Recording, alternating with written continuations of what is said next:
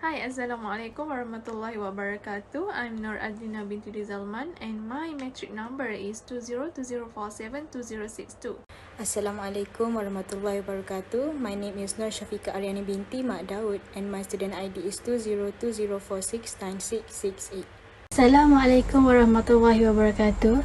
My name is Nur Shazah Yasmi binti Zamri. My number matric is 2020836102. Hello, Assalamualaikum. My name is Sita Aisyah binti Sarapa and my ID number is 2020868968. Assalamualaikum. My name is Siti Aisyah binti Muhammad. My ID number is 2020873686. For this group project, we were tasked to choose one of the countries in Southeast Asia, and we decided by choosing Singapore. A global response to the rapid spread of the 2019 novel coronavirus disease, COVID-19 is imperative in order to reduce mortality and morbidity as well as preventing a country health system from collapse. Singapore showed exceptional leadership in the containment of the spread of the virus. However, through April 2020, the country experienced exponential growth in the number of infections, particularly migrant workers living in dormitories. The impact COVID-19 had on Singapore's economy at that time and the implications of the resultant social and political disruptions. COVID-19 infections raised concern regarding Singapore's mitigation strategies and the socio-political and economic impacts it had on the country. Singapore was originally known as Pulau Ujung, which means islands at the end of the peninsula in Malay. In the 14th century, this small island with a strategic location got a new title, which is Kota Singa or Singapore, which is taken from the Sanskrit Simha, lion, and Pura is city. I think we all know that Singapore became a British colony in 1819 after being colonized by the British East India Company. In 1613, settlements at the mouth of the Singapore River were burned to the ground by Portuguese invaders and left unattended for the next 2 centuries. On January 29, 1819, Thomas Stamford Raffles landed on the main island of Singapore and developed the southern part of the city as a British trading post and settlement. In general, almost all countries in Southeast Asia have been colonized by foreign powers, including Singapore. Singapore became a British colony on 2 August 1824. When John Crawford, the second resident of Singapore, officially made the whole island a British occupation by signing a treaty with Sultan Hussein Shah. In 1826, it became part of the British colony known as the Straits Settlements. Singapore remained under the control of the Malay Sultanate until it was taken over by the British East India Company. In World War II, the British were defeated within 6 days, handing over the so-called unoccupied fort to General Tomoyuki Yamashita. Singapore was given full self-government with its own Prime Minister and Cabinet administering all government affairs except defence and foreign relations. It officially achieved sovereignty on 9 August 1975. And Yusof bin Ishaq was sworn in as president, while Lee Kuan Yew became the first Prime Minister of the Republic of Singapore. Next is about background of political in Singapore. Singapore's National Day is 9 August 1965 and also commemorates Singapore's independence from Malaysia. The form of government of Singapore is a parliamentary republic which adopts a parliament based on the Westminster system, while the executive body is the head of state and head of government are two different people. Head of state is president, which is a President Halimah Yaakob, while head of government is Prime Minister, which is Ling Hsien Loong. For this legislature, Singapore adopts a unicameral parliament and the judiciary is the Supreme Court. Next, The current political party in Singapore is People Action Party, PAP, Workers' Party, WP, and Progress Singapore Party, PSP. The People's Action Party is a party that managed to control parliament and won many elections in Singapore. Next, I would like to present about the background of economy. It is about the currency. The currency of Singapore is the Singapore dollar, denoted by as S dollar or its ISO abbreviation SGD.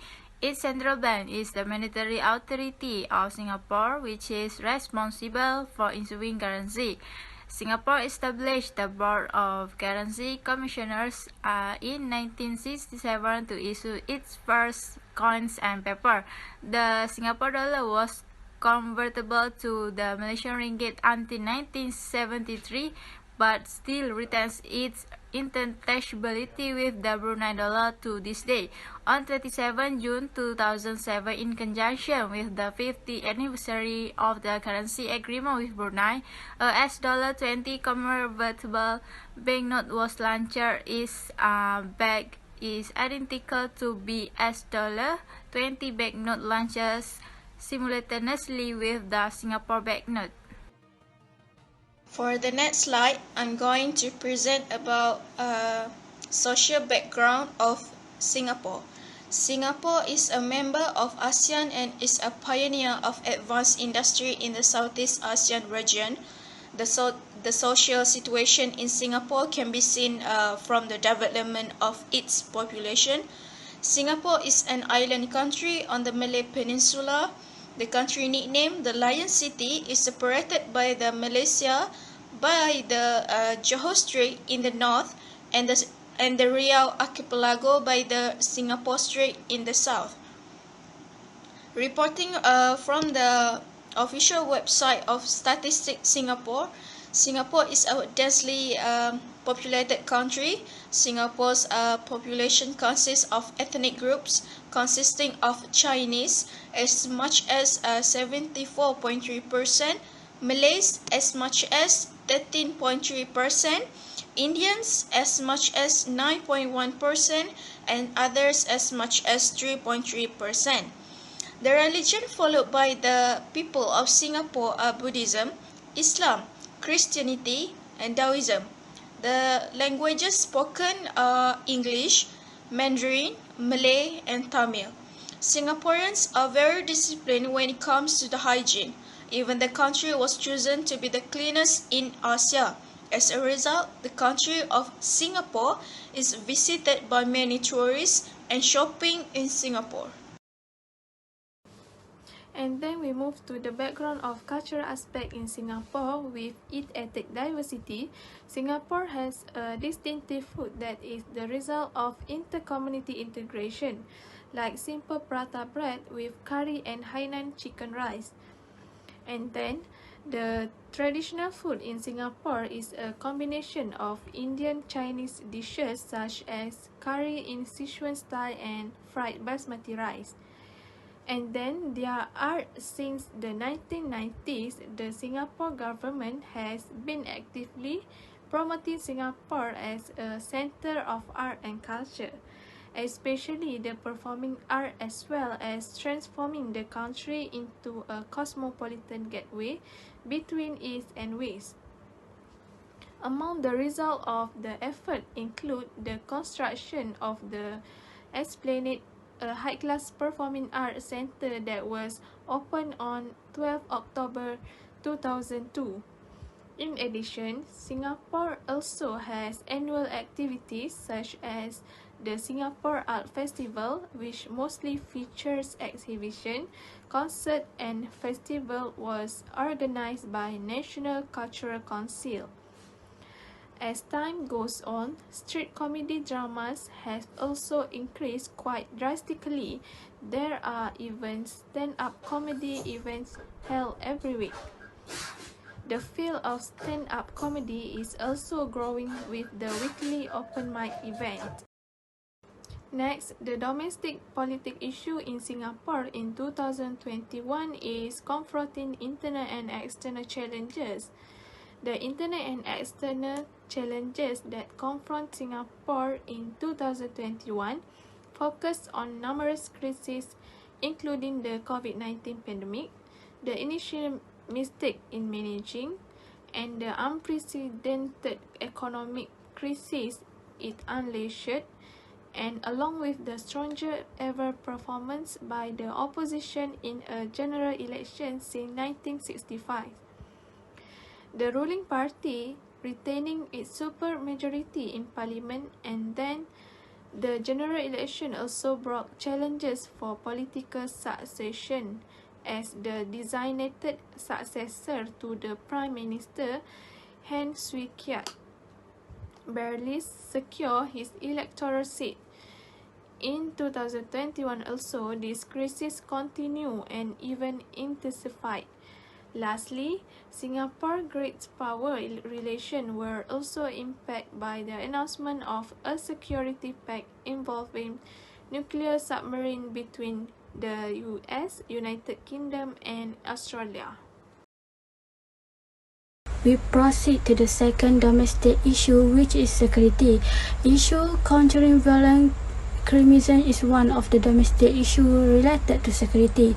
Issues related to terrorism are increasing every day, especially in the modern era that use social media platforms as a means of spreading violence. In Singapore, ISIS or pro-ISIS linked terrorism is of a great concern. For this reason, Singapore has identified ways to combat terrorism as a key national security policy priority through entities such as the International Centre for Political Violence and Terrorism Research and the Religions Rehabilitation Group (RRG). Singapore used the Internal Security Act (ISA) to arrest and detain suspects involved in terrorist activity. In its latest record in 2020, Singapore has arrested several individuals believed to be involved in terrorist activity, including a 7-year-old Singaporean in early January. He was arrested for allegedly engaging and supporting ISIS by assisting in efforts to spread propaganda online and calling for the Singapore president to be beheaded on his social media. It can be seen that Singapore has done its best to expose violent extremism from continuing to spread in its country. This is because this extremism of terrorism can affect the harmony as well as the sovereignty of the nation. The domestic issue concerning the economy in Singapore is the tax increase. Singapore Finance Minister Lawrence Wong explained that the Republic will implement an 8% increase in goods and services tax (GST) from January 2023. The government also plans to increase income tax for the high-income group and impose a higher levy on luxury cars. This was implemented as Singapore bounced back from the economic recession caused by the COVID-19 pandemic. For now, Singapore is working to increase revenue to finance future spending, which is estimated to reach more than 20% of gross domestic product by 2030. Over the past 2 years, the government has committed nearly $100 billion to protect their people, business, and economy from impact of pandemic COVID-19. We all know that Singapore's economy is heavily dependent on global trade and is expected to grow 3 to 5% this year. The government will spend about $9 billion over the next 5 years to help low-wage workers. It will also spend on scheme to build digital capabilities for business and employees. The economy will grow 7.6% in 2021 after a record-breaking contraction in 2020. Let's move to the next point, which is about domestic issues of social in Singapore, which is sexual orientation and gender identity. The rights of LGBT people in Singapore are severely restricted. At time of writing, the Court of Appeal had yet to issue an opinion on appeals from a High Court decision rejecting 3 constitutional challenges to Criminal Code Section 377A, which makes sexual relation between 2 male persons a criminal offense. There are no legal protection against discrimination on the basis of sexual orientation or gender identity. Singapore precludes LGBT groups from registering and operating legally. In May 2021, the government wanted the U.S. Embassy not to interfere in domestic political or social matters, including how sexual orientation should be dealt with in public policy.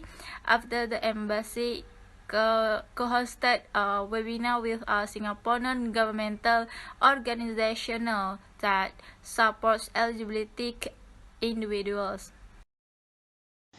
In conclusion, in the 2021 Singapore Perspective Conference titled Reset, explore various challenges brought on by the disruptions of the COVID-19 pandemic, as well as pre-existing trends and issues in different domains such as political, social, economic, technological, ethical, and environmental. This iteration of the Singapore Perspective Conference form a key element of the ongoing scenario planning project, Reimagining Singapore, which seek to explore how Singapore and the world might change in the next decade, the challenges that might exist, and the strategies can and should be taken to build a better future.